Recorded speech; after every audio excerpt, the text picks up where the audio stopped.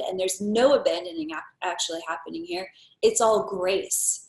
And then you get to see like, oh my God, Sophia orchestrated this so that as soon as that lesson that my own oversoul wanted to learn from was learned, everything just snapped into place immediately. And that was just done, and we were on to the next thing.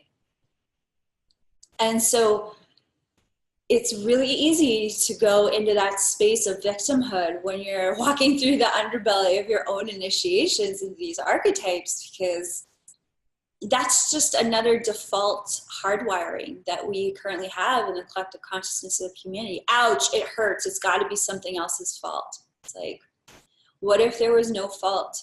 What if you are simply unraveling lifetimes of suffering to step into the totality of your sovereign embodiment in a world addicted to slavery? Like, the reality is our world is addicted to being enslaved. Not only are you attempting to unravel lifetimes of of wounding, to do that zero calibration into your total sovereign embodiment amidst a world committed to giving away its power. I mean, that alone is the revolution. And then you're going to attempt to ask others to do the same thing with you and even maybe like it while they don't like it. Like, that's such a huge thing to ask of yourself and everyone else.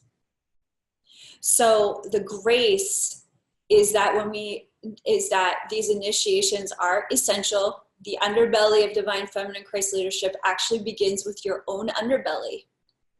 It turns over all of the rocks of what you don't want to look at about yourself, whether it's personal healing, unresolved wounding, viral conditioning, and unconscious programming running that you just had absolutely no idea was there, and then you feel stupid about it when you finally discover it. You're like, oh my God, this unconscious program has been pushing my husband away or my best friend, or it's prevented me from renting an office space for 10 years. It's like, fill in the blank.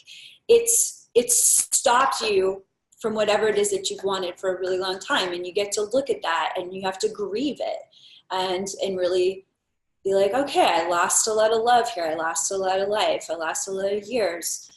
Am I going to continue to lose years over shaming myself for this? Or am I going to like pick myself up and, pick up my mat as Jesus taught us and keep walking with faith and self-love and self-forgiveness?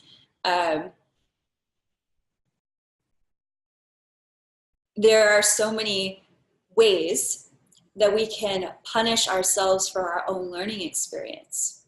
And the way to go belly up like a kitty, with the underbelly of your leadership is to understand that you are allowed to have a learning curve.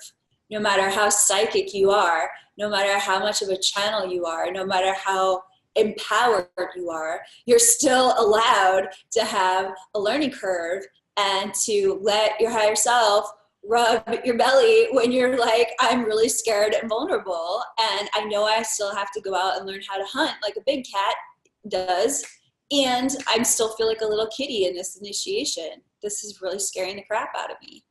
It's like, are you going to shame yourself for your own underbelly? Are you going to go belly up with Sophia God and be like, oh my God, comfort me, guide me. I'm humble enough to understand you're asking me to learn how to be a lioness.